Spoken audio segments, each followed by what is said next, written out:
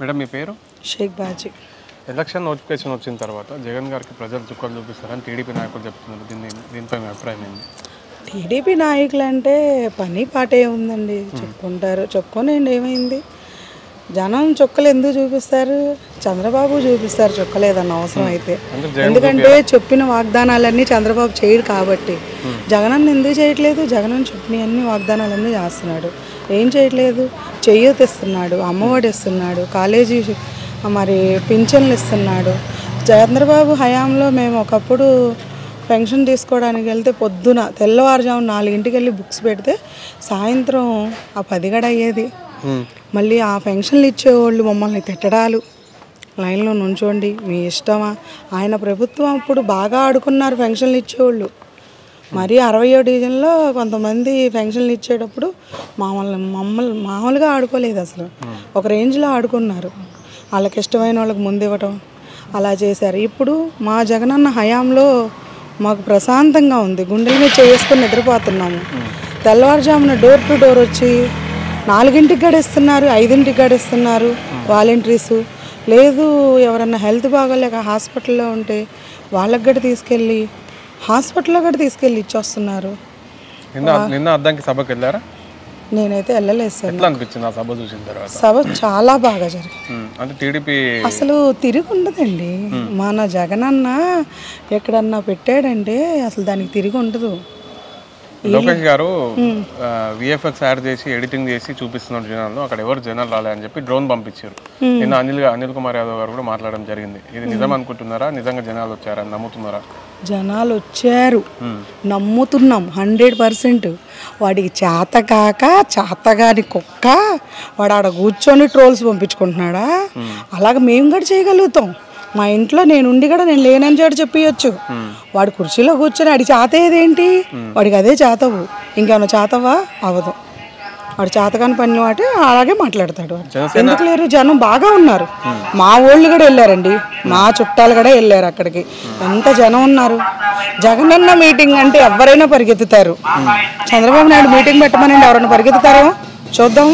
ఎవరు వెళ్ళరు. వాళ్ళు డబ్బులు ఇచ్చి జనానికి 2,000 మందిని 3,000 మందిని పోగేసుకుంటారు. జగనన్న డబ్బులు అవసరంలా అభిమానంతో పరిగెత్తారు. టీడీపీ జనసేన బీజేపీతో పొత్తు కుదుర్చుకుంది కదా, జగనన్నకి ఏమైనా ఎఫెక్ట్ అయ్యేది ఉందా, లేకుంటే దీనిపై మీ అభిప్రాయం ఏంది? ఏమవుదండి, ఏమవుదు. ఏమవుదంటారా? తిరుగులేదు. మా జగనన్న సింగల్గా సింహంలాగా వచ్చేస్తాడు. వాళ్ళు కుక్కల్లాగా గుంపులుగా వస్తారు. అందరూ పొత్తు కలుపుకొని వెళ్ళా కాలలో ఏడవసాట. ఎందుకు మన పోలవరం ప్రాజెక్ట్ ఉంది కదా, అట్లా దూకేడు వీళ్ళందరూ లాస్ట్కి. అంతే. మా జగనన్న ఎవరు బిడ్డ? నరేంద్ర మోడీ రంగంలోకి దిగుతున్నాడు. దిగనండి, ఎంతమంది దిగినా సింగల్గానే వస్తాడు ఆయన. ఎవరు? పులిబిడ్డ ఆయన, పులివెందుల డాక్టర్. మీరందరూ పులిబిడ్డ అంటే పులి మీ ఇంటికి వచ్చిందా, పులి దగ్గరికి మీరు వెళ్ళారా అని చెప్పి ట్రోల్స్ జరుగుతున్నాయి కదా. అవన్నీ చేతగాని మాటలు. మాకు మా జగనన్న పులే. జగనన్న వాడున్నాడు అలాగా, వాడు చేశాడా? చెప్పిన పథకాలు ఏమన్నా చేశాడా?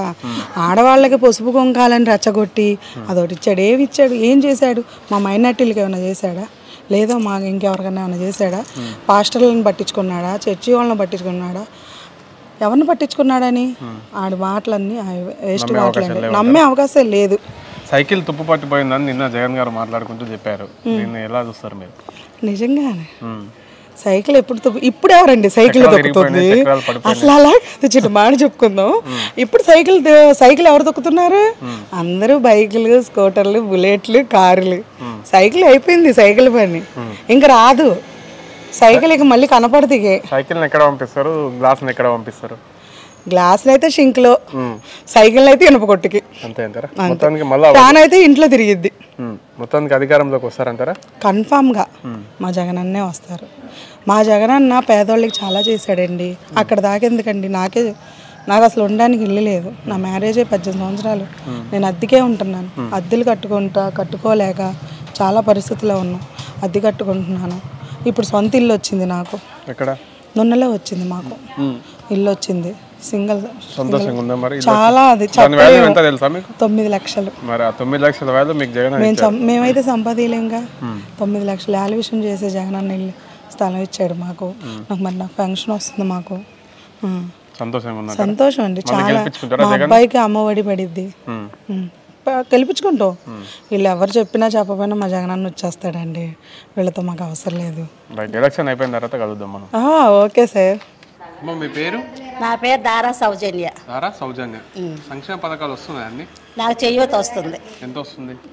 18,750 రూపాయలు వస్తున్నాయి నెల నెల.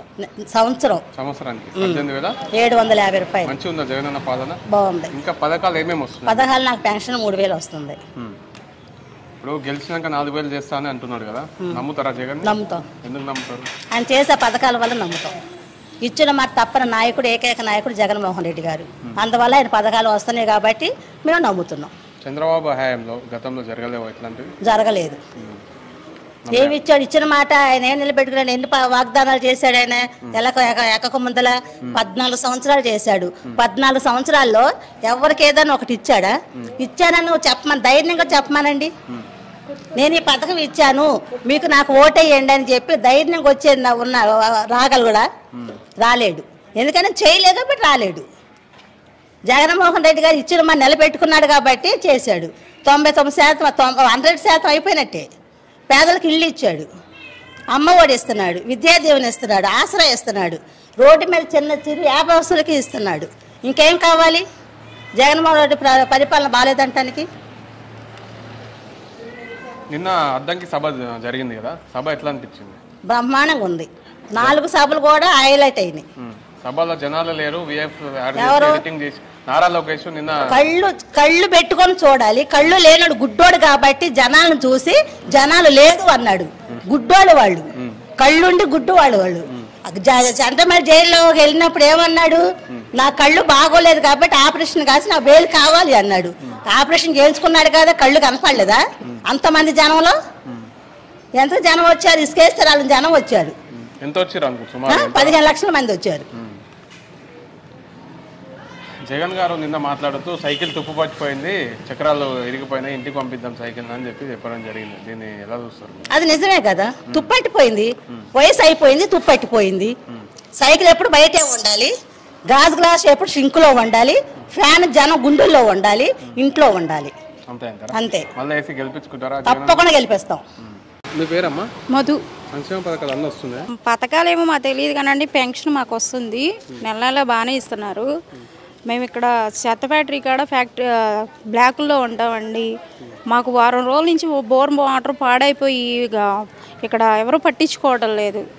జగన్ గారికి నమస్కారం, బాగానే చేస్తారండి ఇవన్నీ. కొంచెం ఆ బోర్ మోటార్ కూడా వేస్తే మా అలాంటి వాళ్ళకి ప్రాబ్లం ఉండదు కదా. 3,000 వస్తుందండి. మాకే పథకాలు రావట్లేదండి. తప్పకుండా వేస్తామండి ఓటే జగన్ గారికి. దయచేసి కొంచెం ఆ బోర్ మోటార్ బాగా చేసి ఎలా చూడండి. ఎందుకంటే చిన్నపిల్లలు ఉన్నారు, చాలా ప్రాబ్లం ఎదుర్కొంటున్నాం.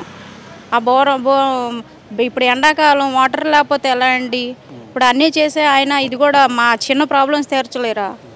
దయచేసి ఆ ప్రాబ్లం తీర్చండి.